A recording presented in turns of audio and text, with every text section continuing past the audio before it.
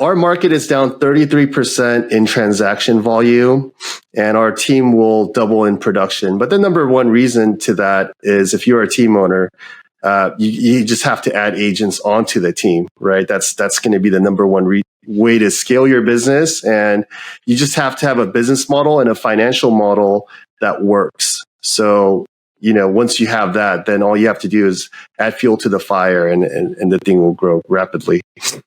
Welcome back to the Real Estate Rockstars podcast. I am Shelby Johnson, and I am here with Philip Kang, who is a team leader out of Fullerton, California. He's closed over $350 million in real estate volume. And back before real estate, Philip served in the Army and then shifted into the real estate business at first on the mortgage side of the house. This is back in 2006. And after experiencing some highs and some lows, he pivoted into real estate sales full-time and has been growing and evolving that business for the past 10 years. And now his team of 6 agents are on track to close $70 million in volume this year. And what's up, Philip? I am so excited to have you on the show today. Hey, Shelby. Thanks for having me. I've been a longtime listener, so honored to be on the show. Dude, that's like one of my favorite is when listeners are on the show and they're like, I've been listening forever. It's like such a cool moment.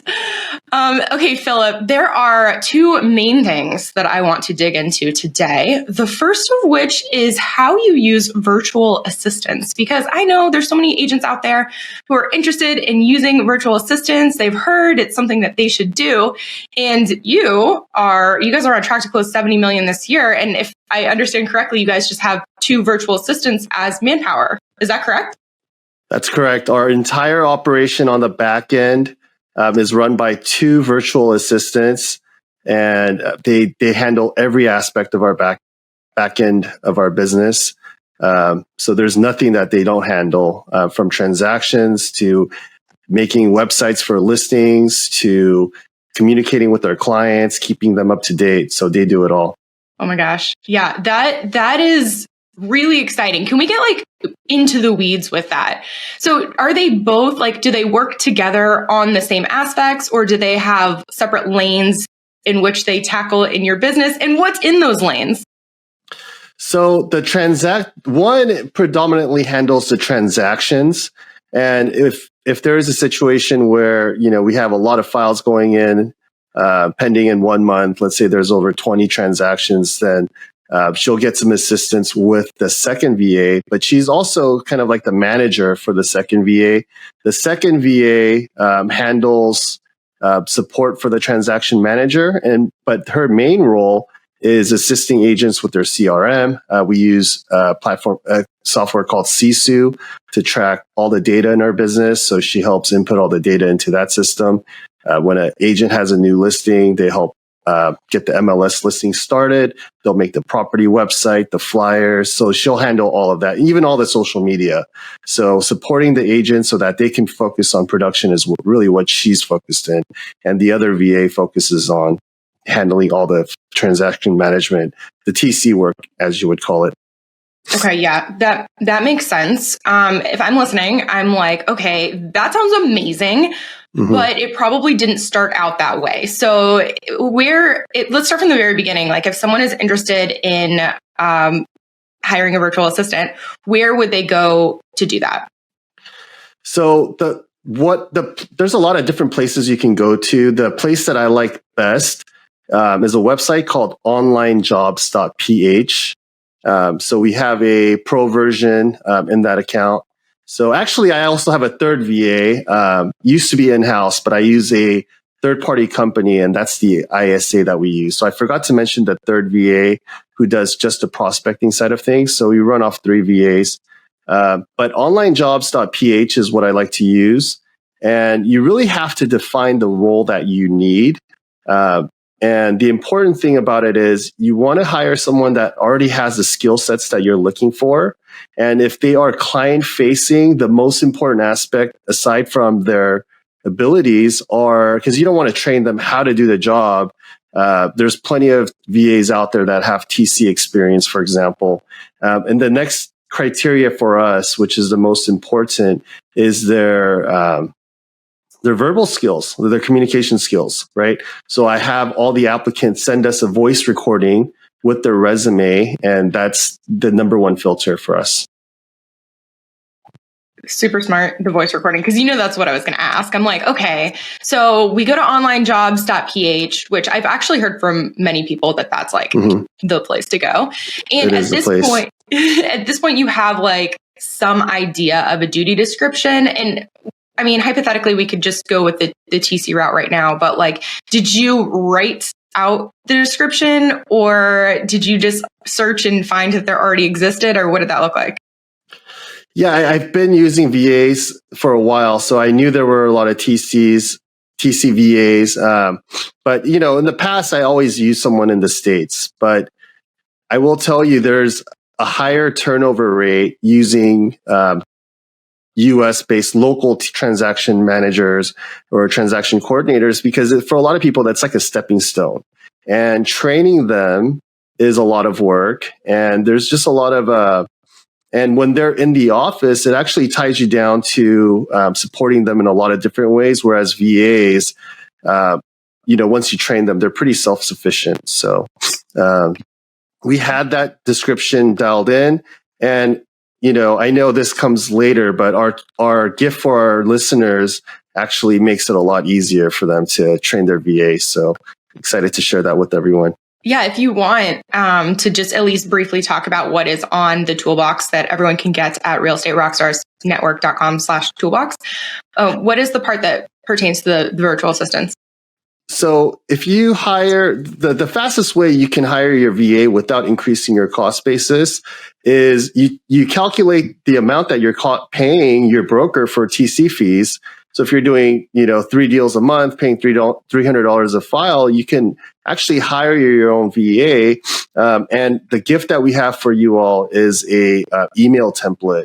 So every time your VA opens an escrow or closes an escrow or requests an update from anybody, we have I'm guessing about 50 different email templates, and it makes it really easy for them to copy and paste the emails so that there's no grammatical errors and things like that. And it'll help them learn the way you can communicate. So it's really easy to onboard a TC. It took us a lot of time to customize this. So you hire someone, give them those email templates, and you'll be off and running pretty quickly. When you're hiring someone, are you hiring for like a year? Are you hiring like 30 days? Like, what does that conversation look like with the virtual assistant who is already trained hypothetically in whatever role it is, already has proven that they have the verbal skills? What is the next step for onboarding, and then how long they stay with you? Well, you will know pretty quickly whether someone's going to work out or not. I was actually listening to another podcast, and Ben Kinney said, hey, when I hire someone, I hire them for 30 days and then I evaluate them. So that's really what we took that and ran with it. So when we hire a new VA, they have 30 days to show us how they work, and we'll know whether or not they're going to last. And it takes us a few hires. So you go through a few to weed out the ones that aren't going to work. But once you find the ones that work out for your team, it's going to be a huge advantage for you. Okay, so if I'm listening to this and I'm like trying to practically think through how I'm going to hire someone. So I think, you could probably Google the duty description that you're looking for, or let's say hypothetically, it's not the transaction coordinator, because that's a really common one. All of these other roles, like how do you know what to hire out to a virtual assistant and what to keep for yourself? That's a great question. So the way you figure out what to hire out is, I think everyone needs to write out everything that is involved in their day-to-day tasks for ideally 1 week.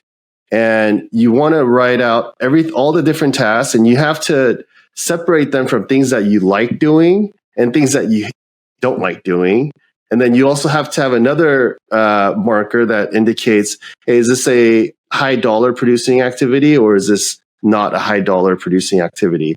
So if it's something that is a high dollar producing activity and it's something that you enjoy doing, absolutely, you should keep doing that. But if it's something that you can hire out and have a VA do, then you should first record a Loom video of you or your assistant actually doing that task. And then when you train them, and that's another thing I love doing. I love using Loom for everything. And, it's one of the best tools out there, in my opinion. I agree. I love Loom. Mm-hmm. And it's free. So, yeah. Real quick, as you likely know, the 2024 Real Estate Rockstars Mastermind is sold out. But if one of your preferred vendors is looking for marketing opportunities, we are looking for sponsors. We would love to get their name and business out to 80 highly motivated real estate agents from across the country. Know someone who'd be interested? Go to realestaterockstarsnetwork.com and shoot us a quick email for more information. Thanks so much. Back to the show. Okay, so you're going through your week, like step one, I don't have a virtual assistant. I'm not even thinking about transaction coordinator, or maybe I am. I'm going through my week and I'm writing down everything I do and I'm categorizing it into what I like, what I don't like, what's dollar producing, what's not. So now I have my list. I have my list of my things that I don't like doing and aren't dollar producing.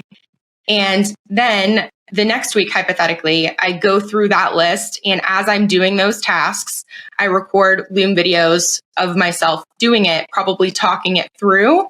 Because then once you go on to onlinejobs.ph and you write out, here are the list of the things that I'm trying to hire out, then when they come to you, you have essentially like a built-in training for them. Is that correct?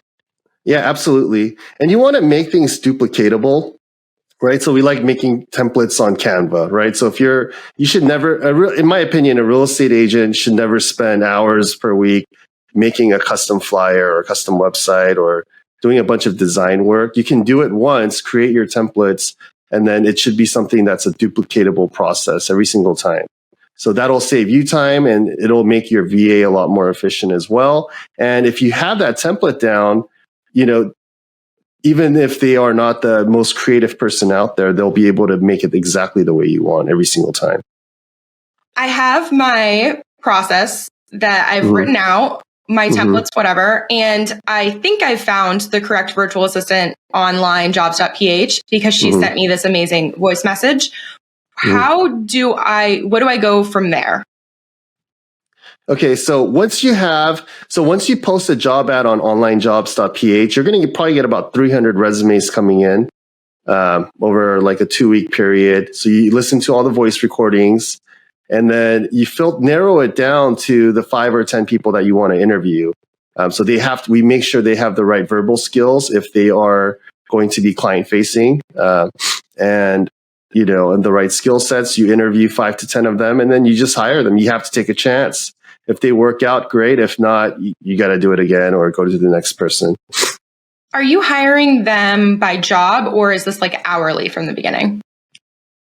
On a monthly, yeah, we're giving them a job. So it's a full-time job for them. Okay, so like it's not like they're tracking hours and you're paying them out as they work. You are saying this is your set, essentially salary or 1099, correct. Whatever. Okay, and I don't want you to put all their stuff on blast, but what is the approximate cost for the full-time virtual assistant for a quality one that you're finding on onlinejobs.ph? Yeah, that's a great question. So a quality VA will cost you about $900 US starting off. So about 50,000 Filipino pesos. And they're on what's called a 13th month's pay schedule. So every December, they get 2 months pay. So they get a bonus. But if they start in June, that's prorated. So they'll get like a 50% bonus in December. So that's how it works in the Philippines. So, for about $900 a month, you start them off. And if they, and we give them frequent bonuses and pay raises so that they stay loyal to us, because if you have a great VA who's trained, you don't want to give them any kind of reason to leave you. So.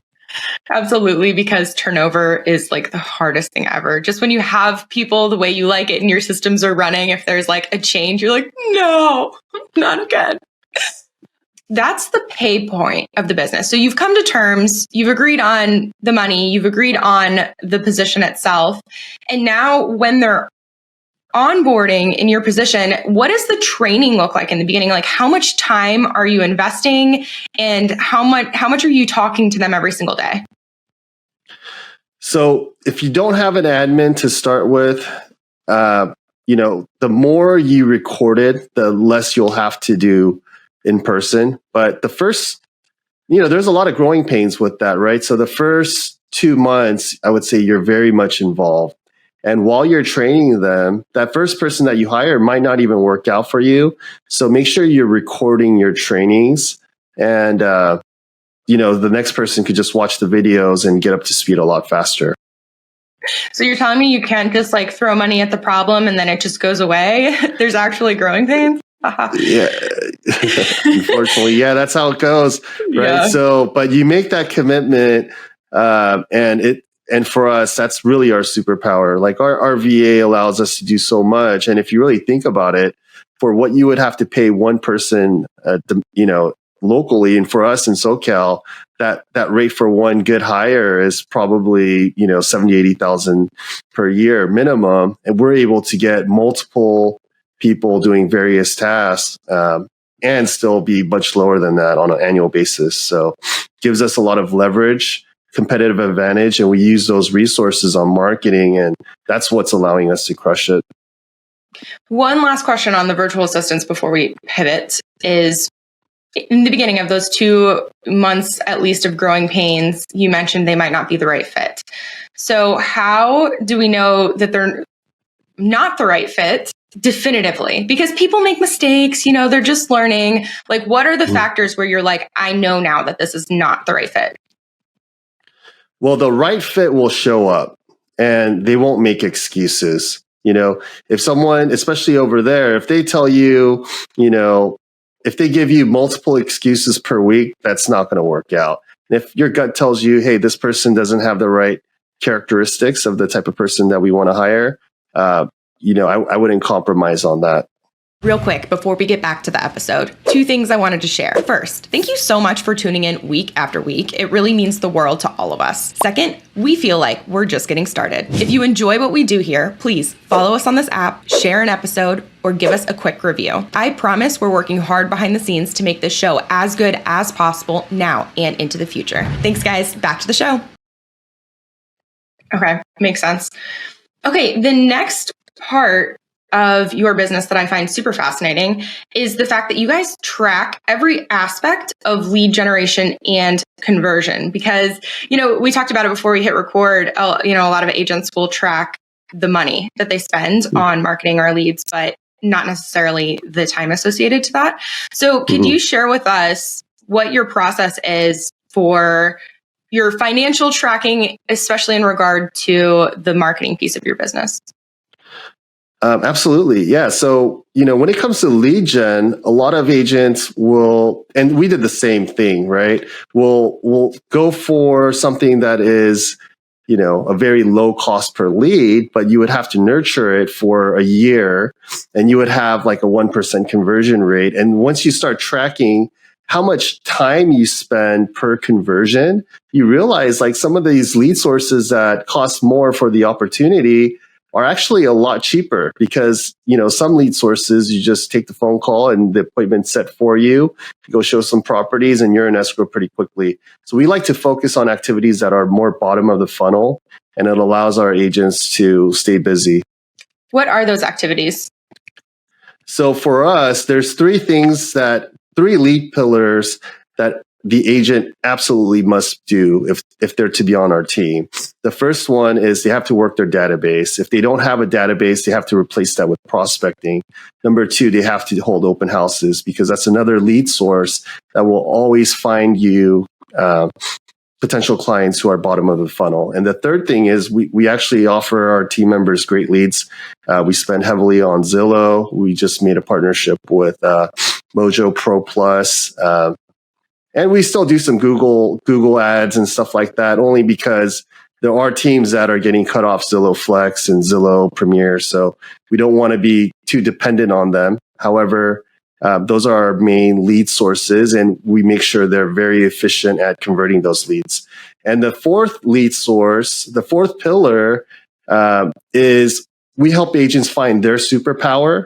So whether you're a door knocker or a prospector, or your thing might be YouTube videos or social media, we kind of give you free reign, because we don't want to force you to do anything that you're not going to implement. That's a fast way to be unproductive. So we help nurture that as well.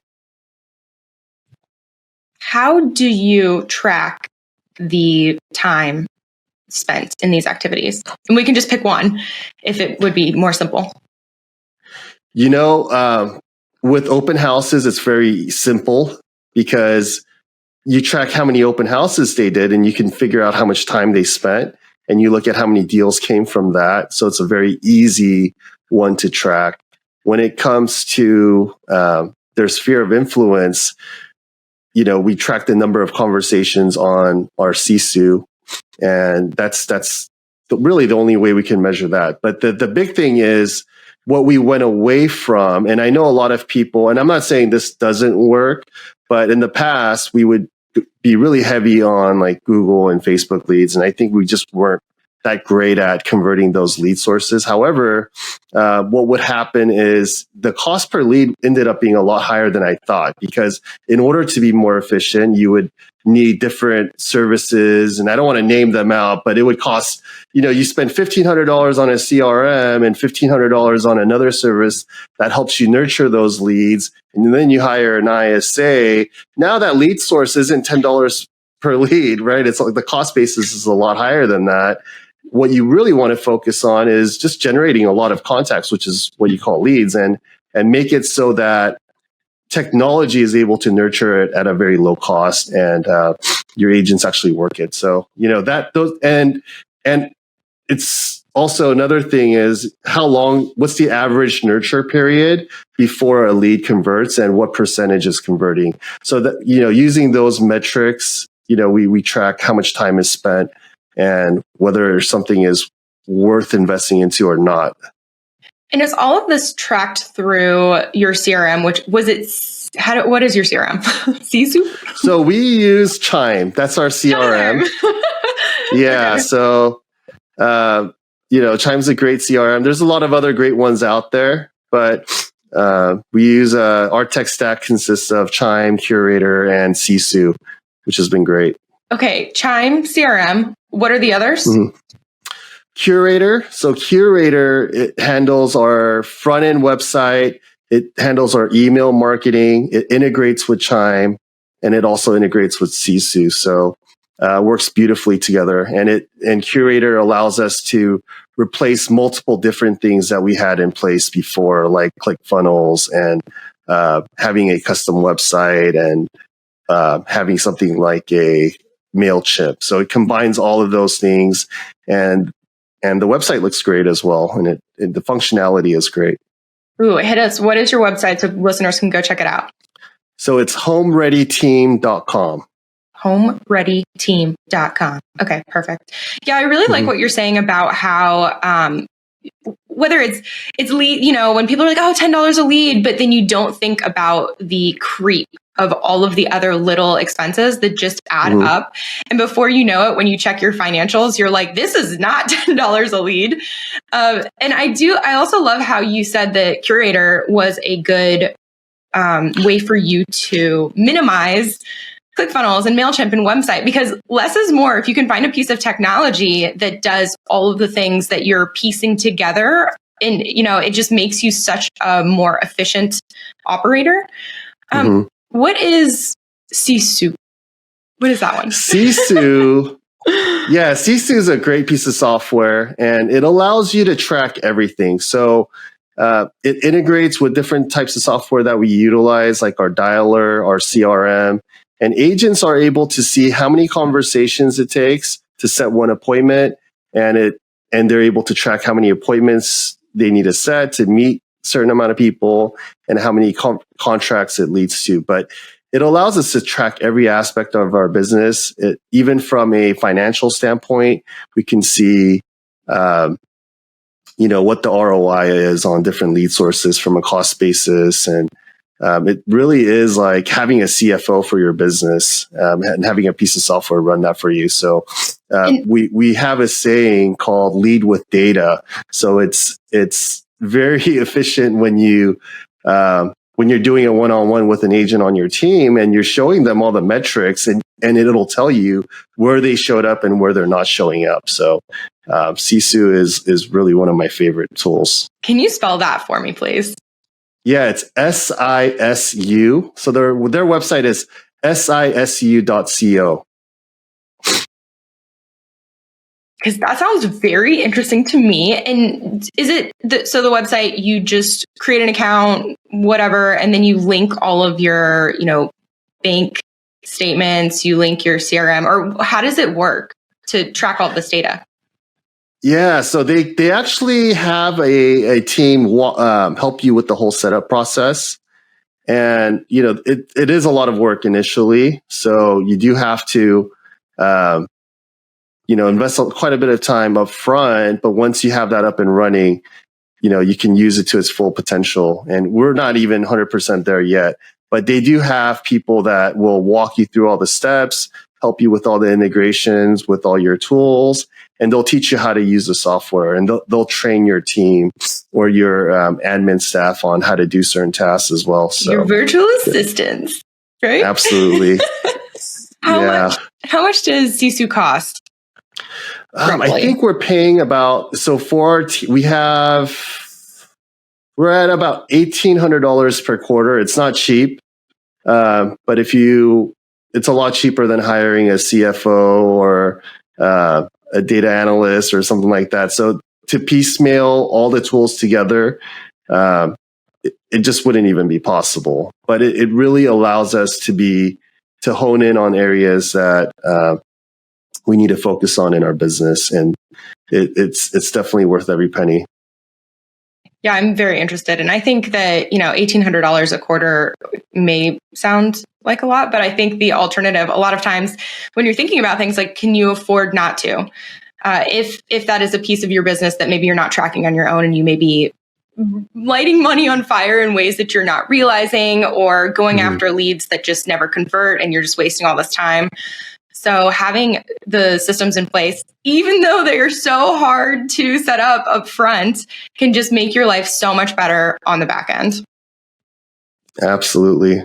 So Philip, we have talked about the operational side of getting the virtual assistant set up in your business. We've talked about tracking the conversions in the lead generation in your business. And you also mentioned having insight on how to use your vendors that these agents are, talking to consistently and bring them a lot of business. So what is some advice that you would give to agents to capitalize on those vendor relationships? Yeah, absolutely. I think that's an area where agents don't realize how much revenue they're generating for all the ancillary services. And once you have a better understanding of that, you'll realize, that those partnerships are crucial in your growth, right? Because there's more revenue than just your commission check. And if you really understand that concept, then you'll be able to scale your business a lot faster. For one, we have about $100,000 Zillow budget, and I'm sure there's teams that have far more than that and people that have a lot less, but half of it is paid through our mortgage partner. So, let's say that's $50,000 that would have otherwise had to come out of, agents' commission, right? So it allows us to be more profitable. It allows us to be able to invest in other areas to support our agents. And that's an opportunity that you shouldn't overlook. And we also, not only do we get $50,000 in contribution from our lender partners, but this year, already year to date, we've done over $100,000 in business just from their referrals. So, they send business back to us and they contribute on our marketing costs, and we get different vendors to contribute in different areas because of RESPA laws and things like that. One of the things that any agent can do is you can get different vendors to contribute to events and be co-sponsors of events, whether it's a client appreciation event or events to attract more agents. That's another thing that you can take advantage of. But there's a lot of creative ways.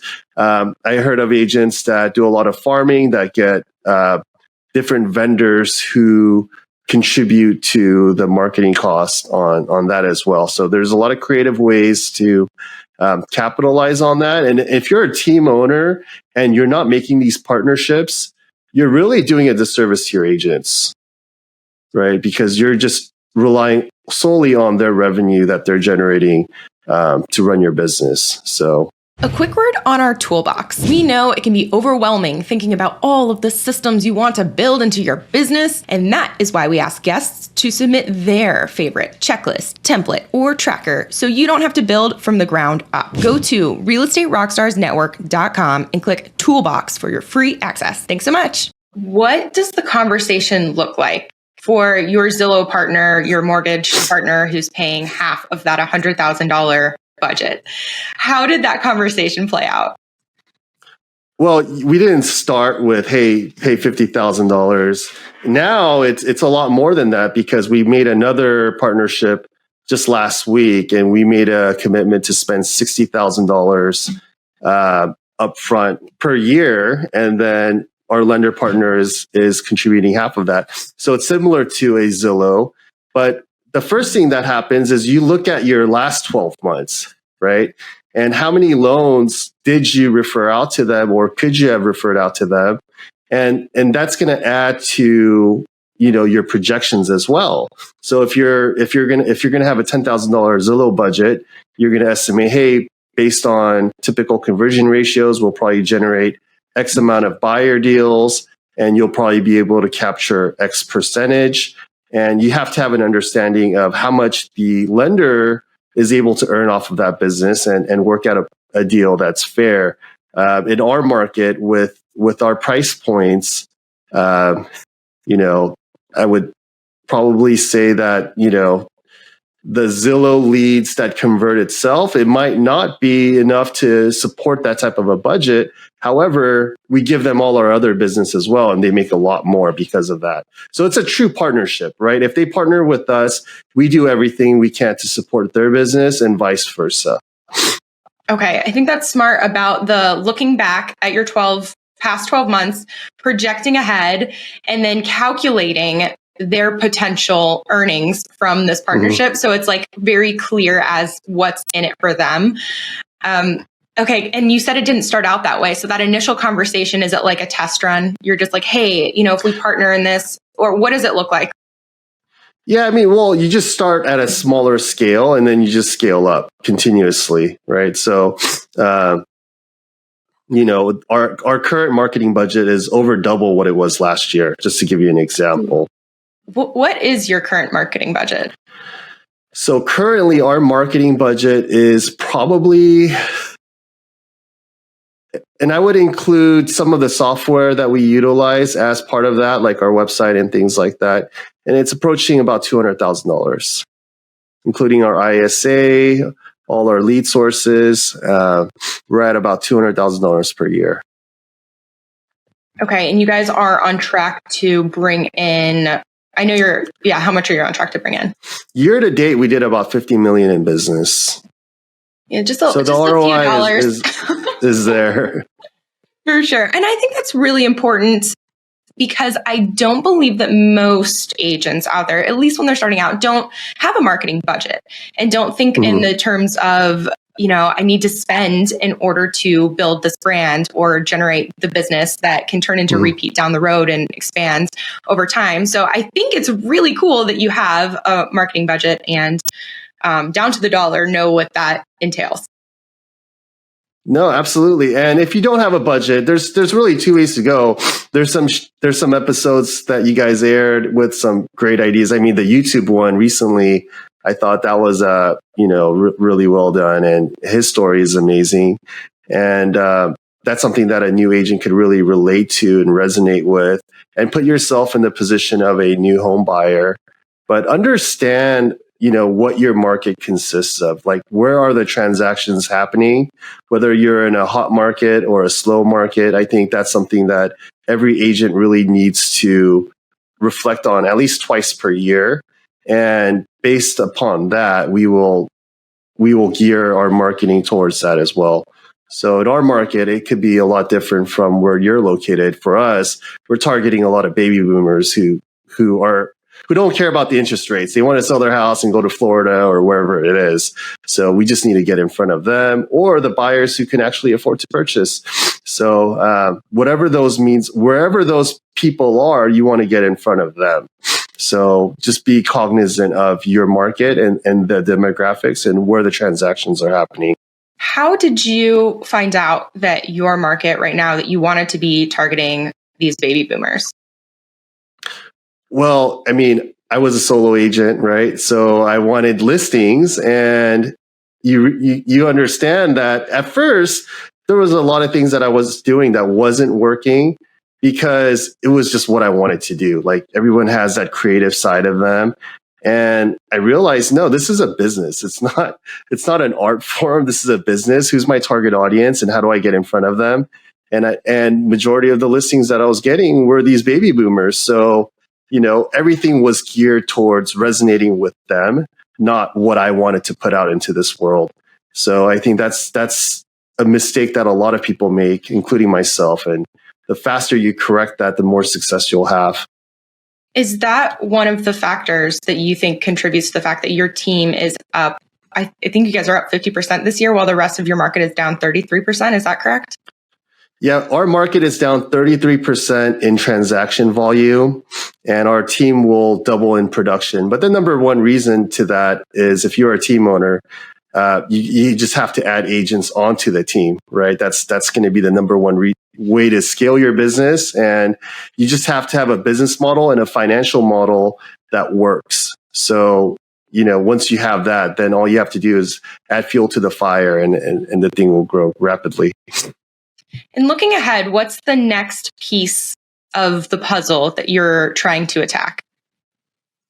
So for us, it's bringing on more 18 players. Next year, we'll be at 25 agents. We'll end the year around 200 million in volume, because we know exactly what our business model looks like.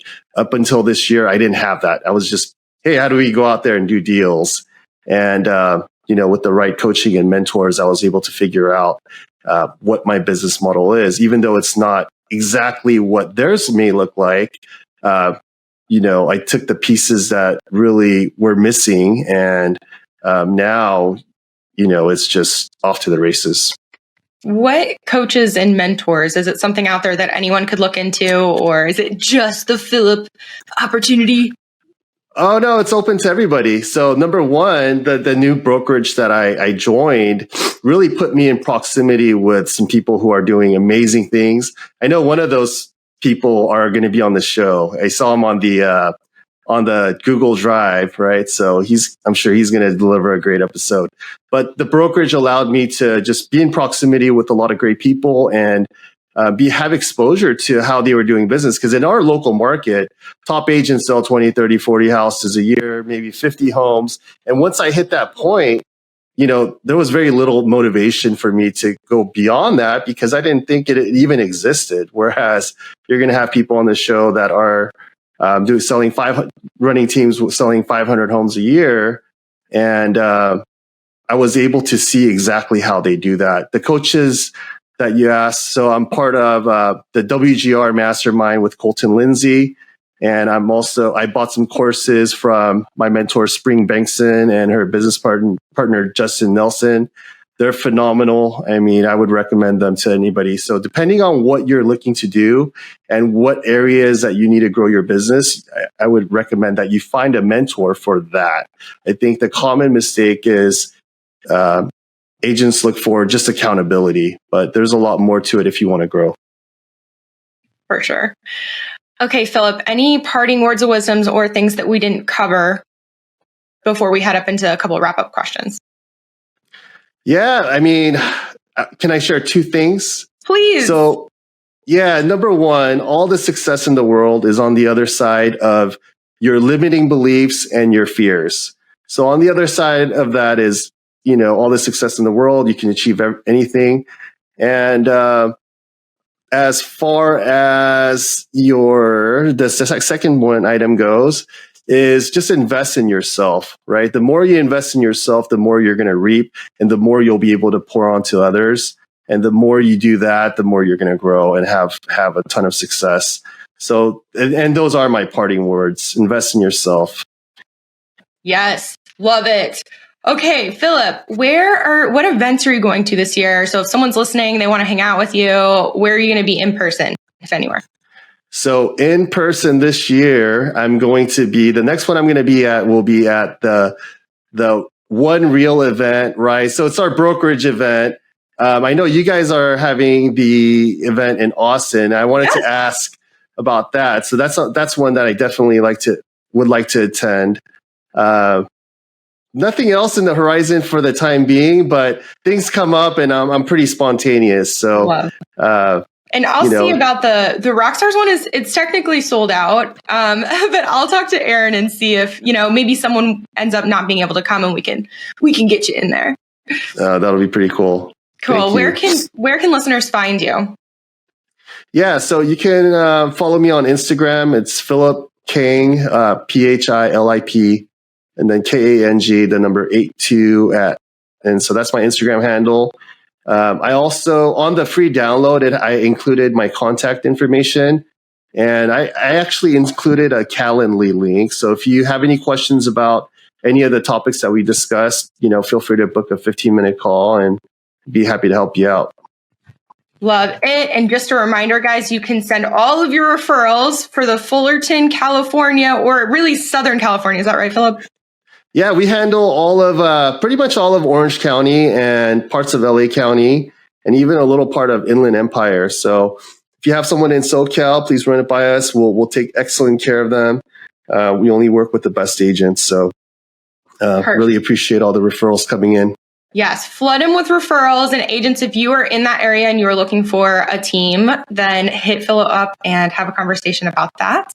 And guys, if you want to hang out with me and the owner of the show, we are The Shelby Show and Aaron Amuchastegui on the gram. Hit us up with feedback. We want to improve all the time. That is all we have for today. Philip, thank you so much for coming on the show and hanging out with us. Hey, thanks so much, Shelby. It was my pleasure. For sure. Okay, cool. Real Estate Rockstars, thanks for hanging.